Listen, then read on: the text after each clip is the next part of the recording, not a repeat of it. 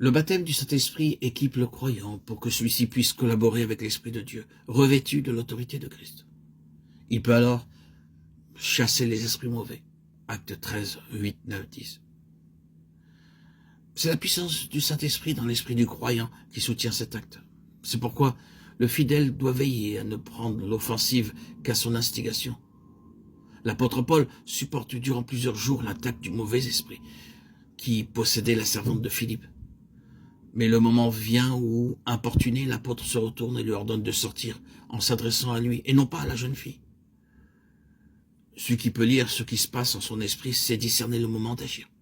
Et coopérant alors avec l'Esprit de Dieu en son esprit, il expérimente que la puissance du nom de Jésus-Christ sur tous les démons de Satan est aussi efficace en ce siècle qu'au jour des apôtres et des pères de l'Église.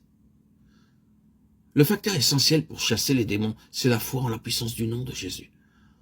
Cette foi est basée sur la connaissance que les esprits mauvais doivent obéir à l'autorité de Jésus-Christ.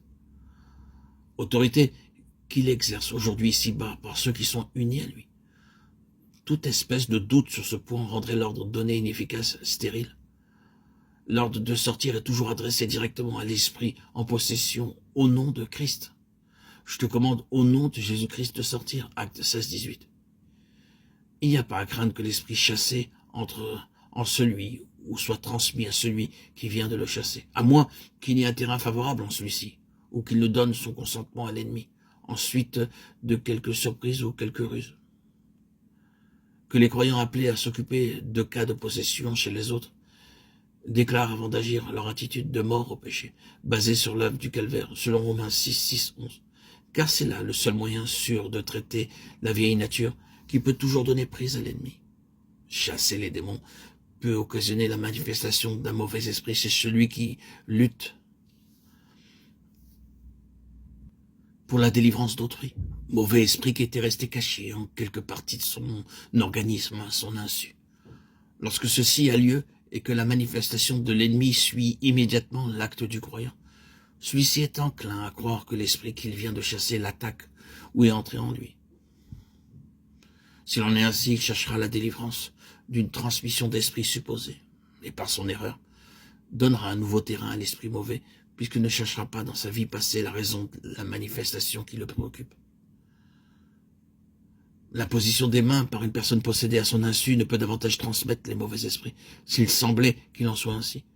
C'est qu'en réalité, l'esprit mauvais existait déjà dans la personne et qu'il a saisi l'occasion de manifester sa présence à couvert d'un mensonge pour égarer sur une fausse piste lorsque le terrain sera recherché. Car toute manifestation d'esprit mauvais en une personne implique une cause, un terrain d'occupation qui doit être immédiatement traité et rejeté. Si une manifestation symptomatique est appelée une attaque, si elle est considérée comme quelque chose qui vient de l'extérieur, il n'y a pas de délivrance à espérer. Il faut que la vraie cause soit découverte. Quelque signification que puisse avoir l'imposition des mains, le résultat doit en être spirituel et être perçu par l'esprit. L'imposition des mains ne doit pas provoquer d'émotions physiques non plus que ces impressions qui affectent les sens.